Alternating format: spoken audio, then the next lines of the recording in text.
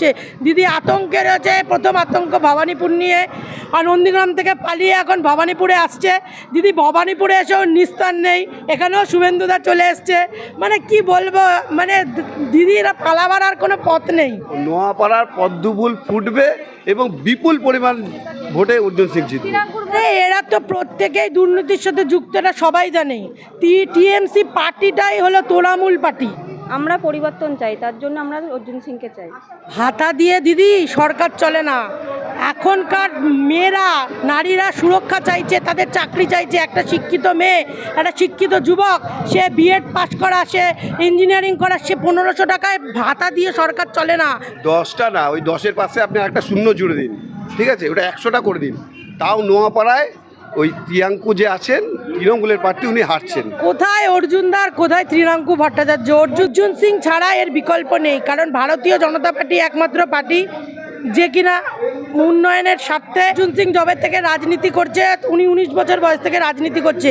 ত্রিরাঙ্কুর সবে সবে সবে তৈরি হয়েছে, মানে ত্রিরাঙ্কু ভট্টাচার্য সবে তৈরি হয়েছে। ওর ক্ষমতার সঙ্গে অর্জুনদার ক্ষমতা, এটা হাস্যকর ব্যাপার। সব জায়গায় নোয়াপাড়ার হাওয়ায় একটাই কথা বলছে, সেটা হলো অর্জুন সিং।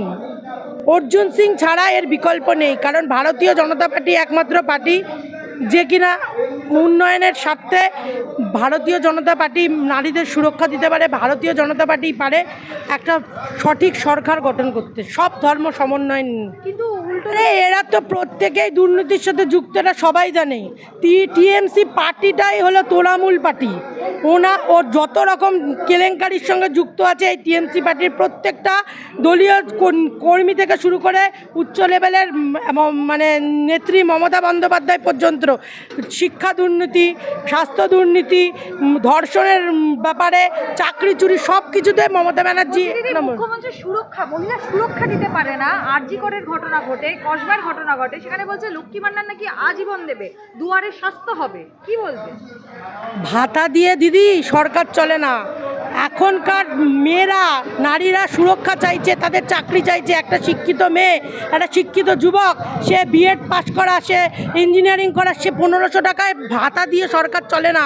কতদিন চলবে? ডিএ বাকি আছে। কিন্তু নরেন্দ্র মোদী ঘোষণা করেছে যে এই সরকার, আমাদের বিজেপি সরকার যখন গঠিত হবে বাংলার বুকে, তখন এই বিজেপি সরকার আমাদের নারী সুরক্ষা দেবে, স্বাস্থ্যের উন্নতি দেবে, সর্বদিক থেকে উন্নতি করবে। 26-এর নির্বাচন তৃণমূলের বিসর্জন। দিদি বুঝে গেছে, মোদির ব্রিগেডে হাওয়া দিদিকে বুঝিয়ে দিয়েছে তৃণমূল কী হারে ভরাডুবিতে ডুবছে। দিদি আতঙ্কে রয়েছে, প্রথম আতঙ্ক ভবানীপুর নিয়ে, আর নন্দীগ্রাম থেকে পালিয়ে এখন ভবানীপুরে আসছে। দিদি ভবানীপুরে এসেও নিস্তার নেই, এখানেও শুভেন্দুদা চলে এসছে। মানে কি বলবো, মানে দিদির পালাবার আর কোনো পথ নেই। বলছে দিদি একেবারেই নোয়াপাড়ার হাওয়া কি বলছে? নোয়াপাড়ার হাওয়া কি একেবারে অর্জুন সিং নাকি তৃণাঙ্কুর ভট্ট? আমাদের দাদাই অর্জুন সিং। কেন দাদা? কেন?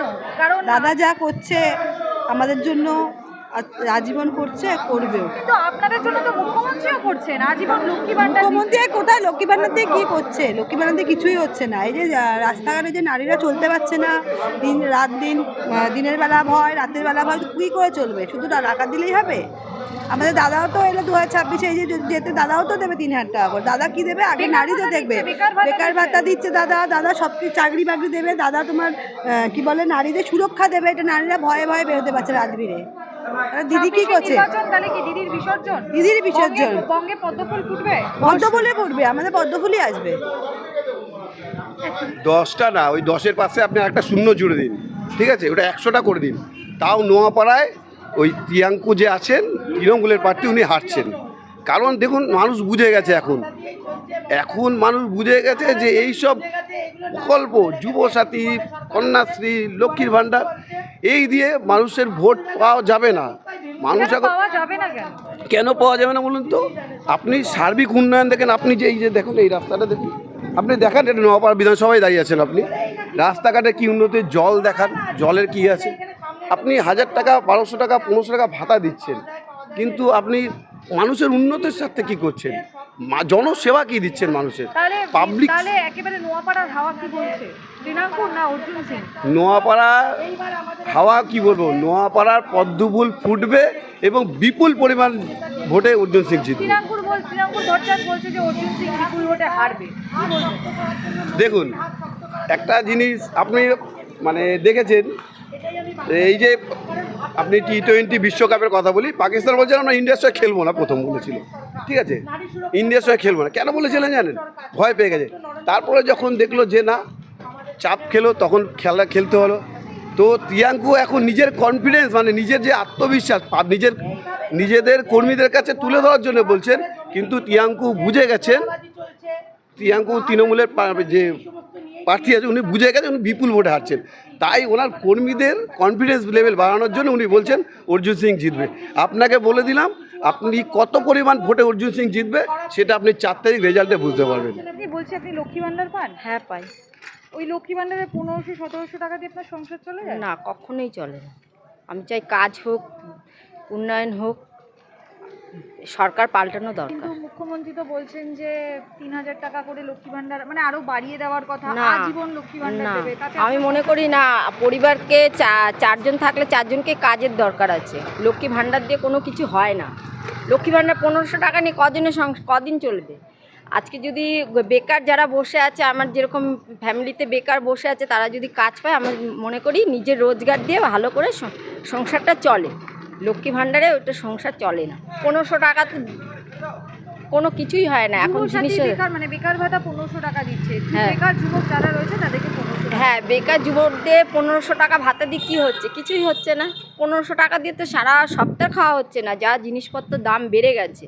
ওই দিয়ে কি আর সংসার চলছে? 1500 টাকাতে আপনি হিসাব করে দেখুন না, হয় 1500 টাকাতে একটা গ্যাসের দামই তো কত টাকা হয়ে যাচ্ছে। তাহলে মানুষ আরও সবজি পাল্টানো দরকার, সরকার নোয়াপাড়ার হাওয়াটা কি? নোয়াপাড়ায় কি তৃণাঙ্কুর ভট্টাচার্য না অর্জুন সিং? অর্জুন সিং। কেন অর্জুন সিং কেন?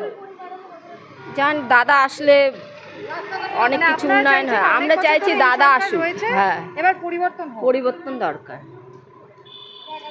কোনো উন্নয়ন নেই, কেন উন্নয়ন নেই? কেন কোনো উন্নয়ন নেই। উন্নয়নটা নেই কেন? মুখ্যমন্ত্রী বলছে যে আজীবন লক্ষ্মী ভান্ডার দেবো, মেয়েদের সুরক্ষা দেবো।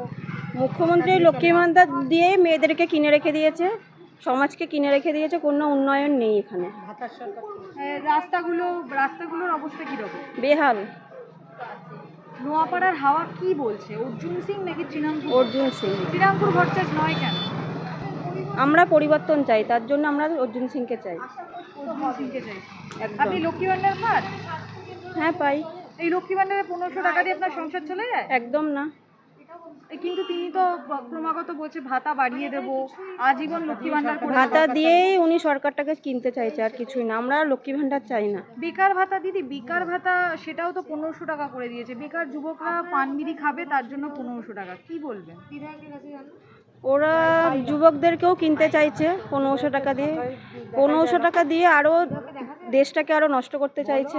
আমরা এই যুব সমাজ মানে চাই না। 26-এর নির্বাচন দিদি কি তাহলে বিসর্জন? একদম। ভোট দেবেন কোনখানে? পদ্মফুলের মাঝখানে।